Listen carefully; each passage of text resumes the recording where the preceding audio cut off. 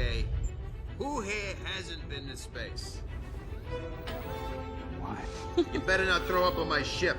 Approaching jump in 3, 2, 1. The next thing we'll talk about is Black Adam. So we all saw Black Adam on Friday, and as I suspected, the audience, it wasn't a Marvel crowd. It wasn't like when we go see a Marvel film and almost every seat is gone. No, it wasn't that at all. But to my surprise, it is one of the best superhero films of this year, in my opinion. Yep. It's, if you like action, and I'm not talking plot, I'm not talking story. That's not what I'm talking about. I'm talking if you just like cool ass shit, you want to see badass action, Black Adam was it. It had good action. No, Black Adam was it, bro. Like that was like that opening scene. They didn't undersell him power wise. No, I'll say one thing. Even at like, if it was someone else playing him, that dialogue, his dialogue was.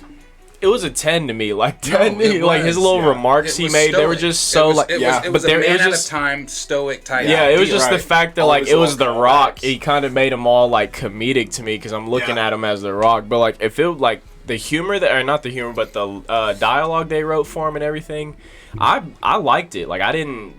I think the critics were harsh on it before we went to see it and everything. Because I think critics expect everything to be Infinity War and Endgame now. I think the things that come from the critics, I think the backlash is ridiculous. And the reason I say, and again, you're talking to somebody who, I've been saying this from the beginning, this is a vanity project for The Rock, which I still believe it was. But at the same time, I also said, oh, The Rock's going to be The Rock. And he wasn't, though. Like, he was, but he wasn't. Because he's still, like, he was, the way that he delivered, like you were saying with the dialogue, the way he delivered the dialogue, he was Black Adam. Yeah. You know, so you could actually see him actually trying to be Black Adam as opposed from like the the nitpick stuff that you could take for it. But the backlash is ridiculous because it's 10 times better than Thor: Love and Thunder. It's 10 times better than Black Widow. Movie. So like, nah, bruh. Yeah. It's not touching. It's one of the better DC films. Out of all of them, no, like definitely not. It's not a bad place to start for them, though. It's really not. It took 15 years. But if they start handling everything properly and everything, like, I don't think this movie was meant to get us into like a DC storyline or everything. I think this was just meant just to see like, oh, it looks good. Like it's actually gonna be they can put out a good movie to just start what they need, and then at the end, what the cameo does is it lets everyone know like it gives you hope. I was about to say that's exactly what it does. It that's gives exactly you hope for the what future, the S stands for. But at the same time, like everyone knows now, like why wouldn't you want to go see that? Even like no matter DC, why wouldn't you want to go see Superman fight Black Adam? The only thing I just don't like about that is that they're not handling Shazam properly in my mind.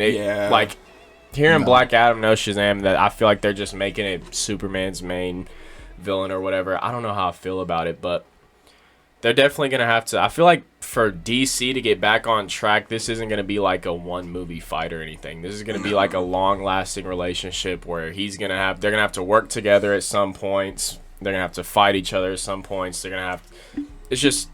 That's what needs to happen for DC to get back on track. I don't see them just more than likely because I don't like how they killed. They killed off two. Waller. One of the bad parts about this movie was they killed off two.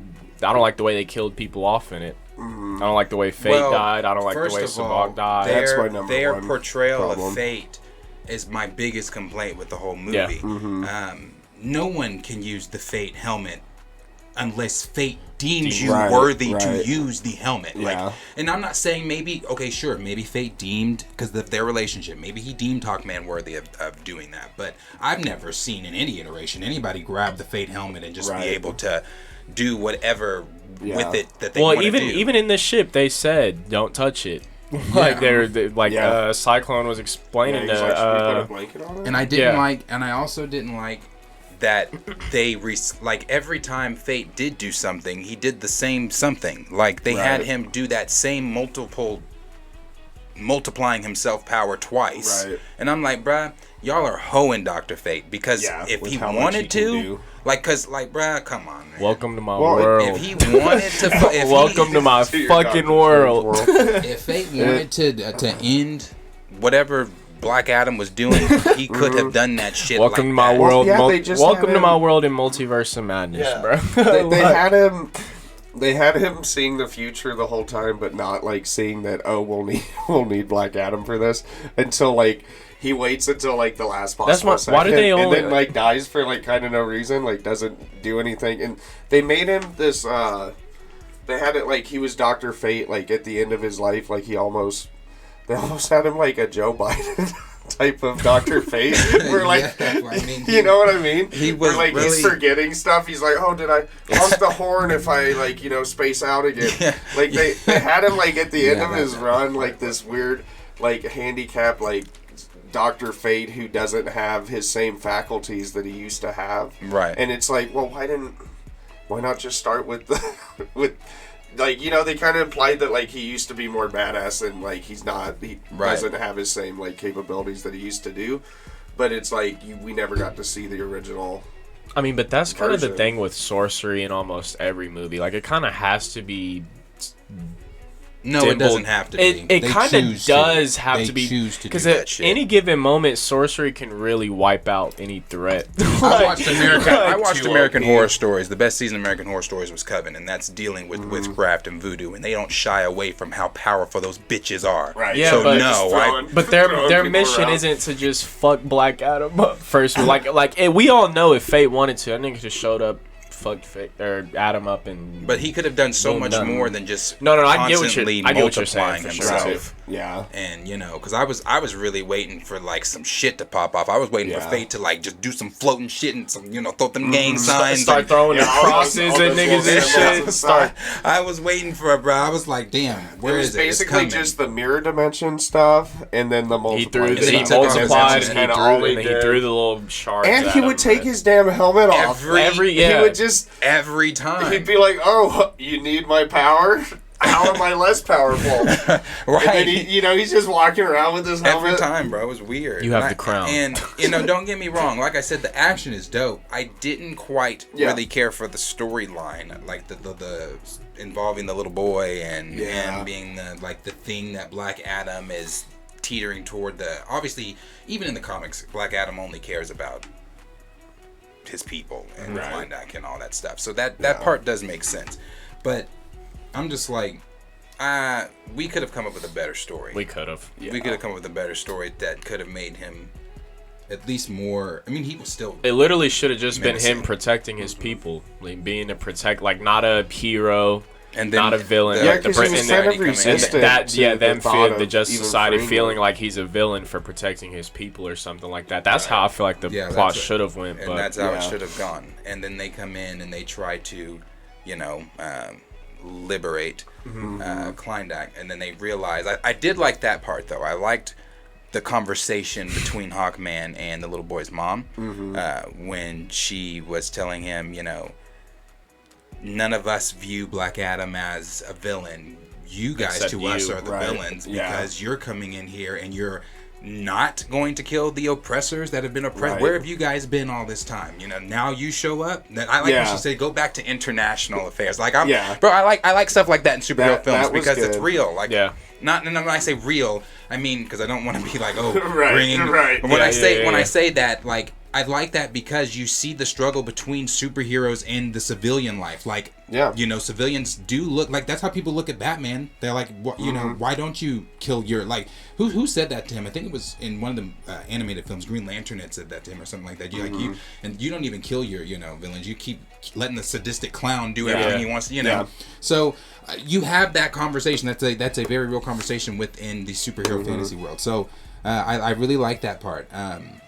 And I also liked the part where he takes the two dudes up to the top and he tells them, whoever answers first.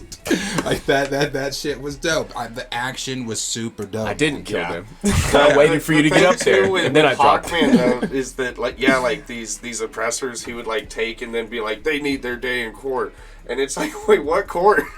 What court are you referring to? Like, he was treating them like they were in America. Right. Yeah. And it's like, these are literally people who are, occupying a territory. Like, just dropping them off on the ground to like what police are coming to get them, what court.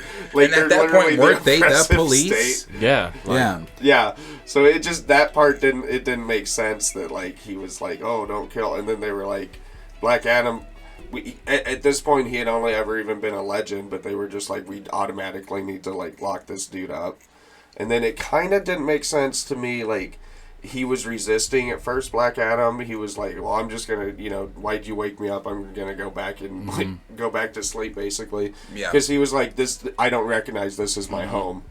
But if he's like their protector, you would think he would realize. Like, oh, all this time's gone by, they need me again. Right. Rather than being like, well, this doesn't look like it looked before. Like, leave me alone. But that was also until we found out the whole switch and not anything being Black Adam's backstory at all. But I forgot about that. The switch to it being, him, it was a prison. The father. Yeah, and he was the dad and all that stuff.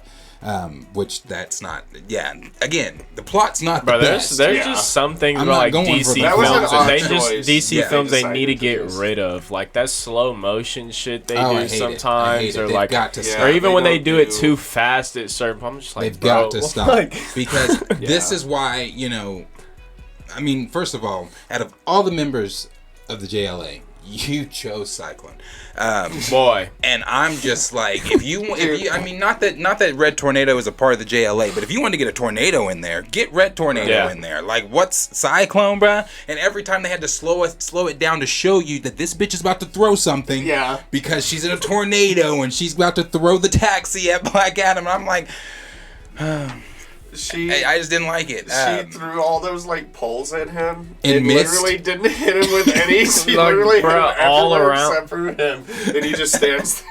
I was like, what was the point?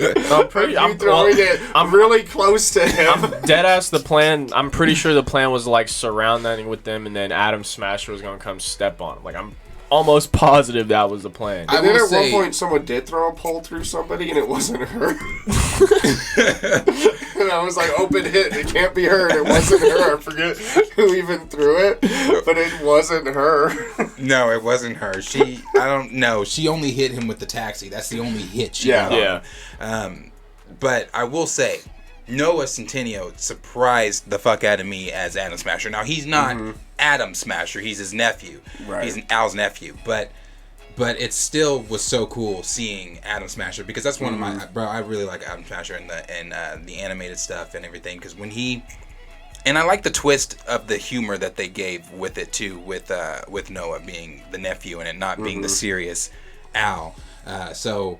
Yeah, it was cool. Noah was good the CGI was dope. It looked good. It looked good, especially like when he turned real big for the first time. Right, and he was running and kicking those cars. He was stopping the cars. He was like, "Hey guys," that shit was like, I liked it. He was surprised. It really surprised me. Like I said, Dwayne "The Rock" Johnson was great as Black Adam. Aldous Hodges as Hawkman.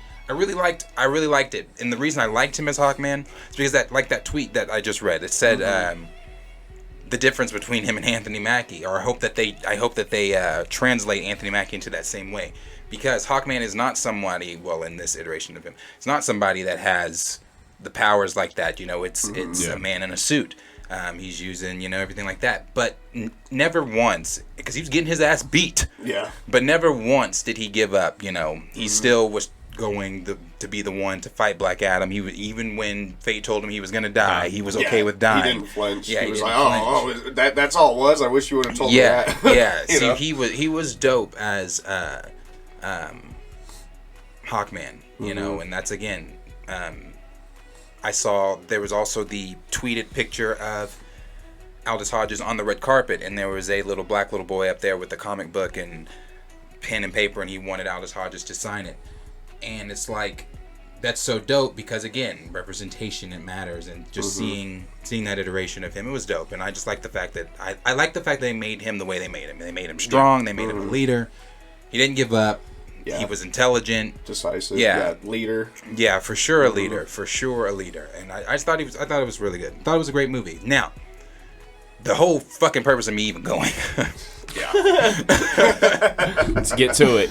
Was the post-credit scene Okay, now I had seen the post-credit scene online, but it was different seeing it on the IMAX screen with the sound and everything like that. Suit. You know, man, that Superman suit. Man, seeing Henry Cavill back in the suit finally, and I've been talking about this shit forever, a long time, forever, and that was dope, bro. It was dope. That was dope. That was really the only time that the entire crowd was like, really into everything because, and again, like I said, it gives you hope for the DCEU. Yeah, it's what the S stands for anyway. But also, with it giving us hope, it has to. Black Adam has to do good. From my understanding, My Time to Shine Hello posted that it's got 60 million in box office from the opening weekend. That's not good. That's not good. And I'm hoping that that's not true.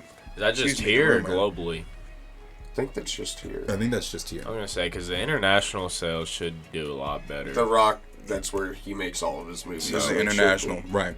It'll probably end up overall making pretty good money, but and if it does, that's gonna be pending. I just don't think anyone the future. was just jumping to see it opening weekend like that. No, and that's why, because people were asking like, well, why are they trying to tell? Why is The Rock telling people in interviews that Henry Cavill's in this? And because he's not stupid and he's trying to get asses in the seat. He's trying to save the DCEU. Yeah. And that's where I'm going to give credit where credit is due, and I'm going to let he's doing it, man. He's doing it. He's bringing the DCEU back to life. Attention, yeah. He's trying his best to get all this shit turned around, and he really, This movie looked the best of any of the DC No, it movies, really did look good as far as how it looked and the action scenes felt and everything. The only thing I didn't like is Sabak looked like a cutscene from a video game. And I just didn't like the intro. I didn't like how they auto-tuned his son's voice the whole time. It looked like a video. That felt like a video game scene to me. The third act gets real sloppy. Yeah, it gets real sloppy with where they go with the third act and Sabak's entrance and the whole thing, and then the whole hell scene with will be. It was weird, and then you barely see the skeletons that the civilians fight and all that. Right, yeah, they were just kind of just thrown everything was just thrown in there. Yeah, Like it was like we don't really have an ending that we've been working on for 15 years, but let's just kind of throw this 15 years together. But like I said, they did pull together a great post-credit scene with Viola Davis as Amanda Waller and which gives you hope. And then I mean, notwithstanding all the Ezra Miller shit, but the reviews for Flashpoint have all been positive. And I'm hearing Henry Cavill's also in that. Yeah, so Black Adam combined with that, I think that's the most hopeful I've been.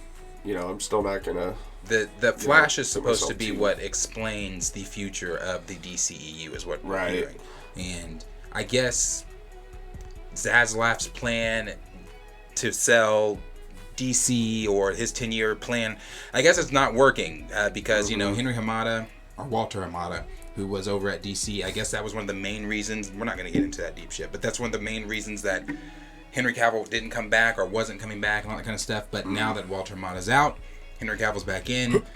The Rock is in there. People are calling The Rock the Kevin Feige of the DCEU, and I'm like, well, maybe not that yet. But if he can pull this shit all together, again, I will give credit where it's due. Yeah. For sure. So, but it was good. It was good. Definitely rewatchability, bro. Yeah, we all went in with low expectations. We all left pretty happy with it. I did. I'll watch it again. I'll watch it again on HBO Max. Right. It was definitely good though. I just want to see him appear on the side of that helicopter. Oh yeah, that shit really did make me jump. I'm not gonna lie. Outside the window, like when Black Adam was flying across that helicopter, and they're like, "That's him." Oh, yeah. They flash back, and he wasn't there. He was behind him. I was like, "Whoa." Yeah, that scene though where Sabak just appeared at the window, I was like, oh shit. That kind of made me jump. I was like, what the fuck? Yeah. But no, it was good. It was really good. Definitely, I would recommend going to see it. And if you want more Kal-El, I definitely recommend you go see it. I also don't really truly believe that. I don't think that Man of Steel 2 hinges on Black Adam. I don't think you bring Henry, and I don't think Henry Cavill would have agreed. Yeah, and I really don't think Henry Cavill would have agreed to. okay, yeah, if my post-credit scene of cameo does good, then I can do Man of Steel 2. I think it's one of those things like, no, if I'm coming back, I'm coming back. Give me, yeah, like I'm not coming back for a post-credit scene that's going to depend if you give me a second film. So yeah, I don't see him like accepting table scraps, in like that way. Right. So yeah, great movie. I recommend you go see it. Let us know down below, guys, if you guys saw it. What are they?